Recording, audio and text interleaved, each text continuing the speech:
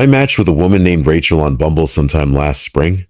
Even now, I still don't know who or what I actually met that night. Her profile looked normal. That's the part that still bothers me the most. No heavy filters, no suspicious glamour shots. Just a cute brunette with an easy smile. She worked in marketing, liked hiking, and posted photos that felt casual and believable. We talked for a few days and nothing seemed off. No rushed flirting, no pressure, no strange questions. She wanted to take things slow, which honestly felt refreshing. After about a week of messaging, we agreed to meet for dinner on a Wednesday night. She picked the restaurant, a quiet place in a nicer part of town. Not upscale, but respectable.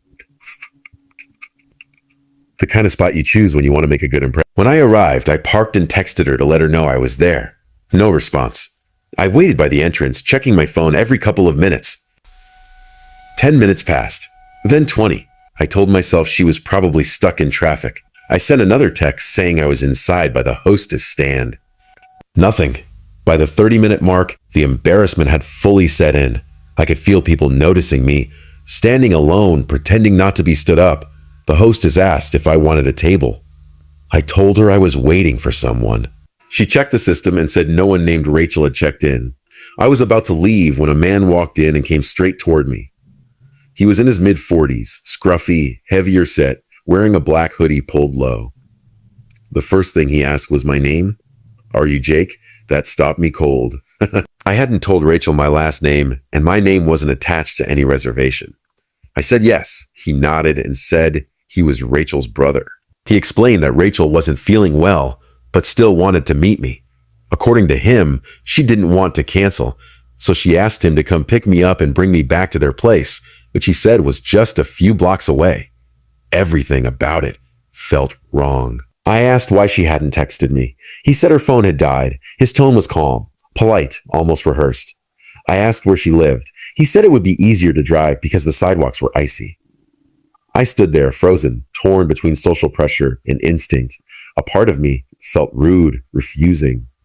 Another part of me felt like every alarm in my body was screaming. I told him I'd rather walk and asked for the address. He smiled and said it would be better if he showed me. That was the moment my gut took over.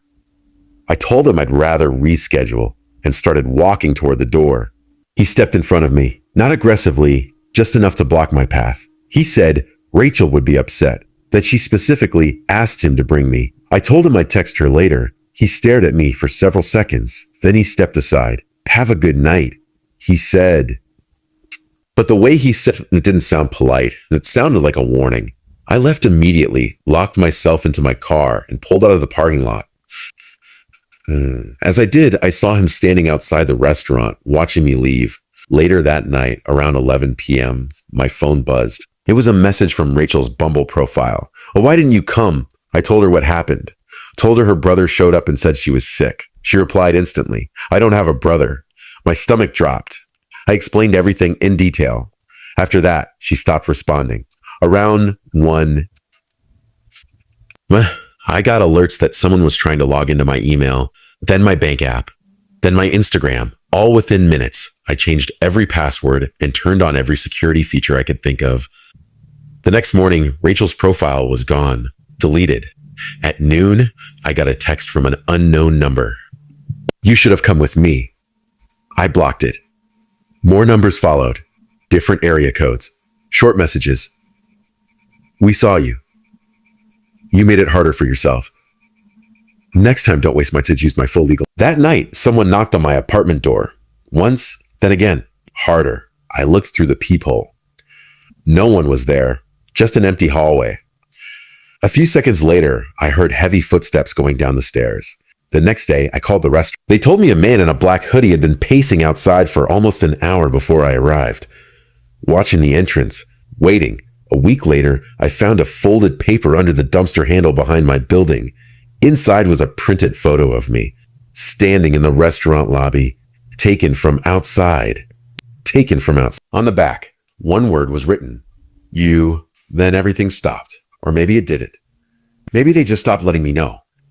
After turning 30, loneliness crept in again. Against my better judgment, I downloaded Hinge. That's where I matched with Rebecca. Her profile looked real.